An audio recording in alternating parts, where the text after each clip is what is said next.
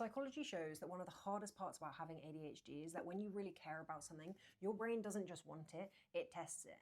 And that's where self-sabotage shows up, pulling you away right before you build momentum.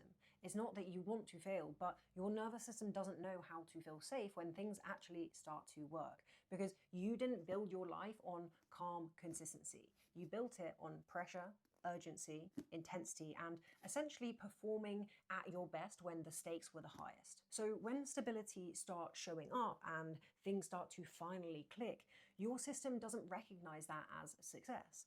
It recognizes it as unfamiliar territory, and unfamiliar territory feels quite threatening. So instead of you leaning in, you actually pull back. You procrastinate right before the breakthrough. You overthink the next move. You delay the follow through. You suddenly feel off about the thing that you actually wanted. Not a complete loss of motivation, but a liminal period where your identity just hasn't caught up yet. Because you don't sabotage what you hate. You sabotage what threatens the version of you that learned how to survive.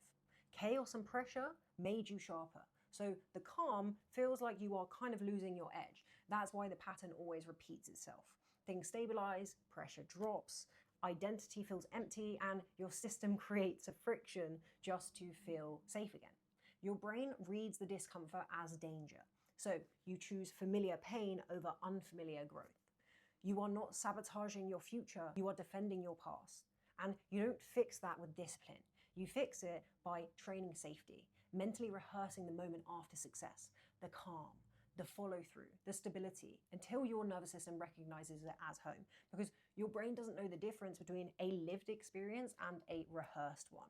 What it recognizes, it stops resisting.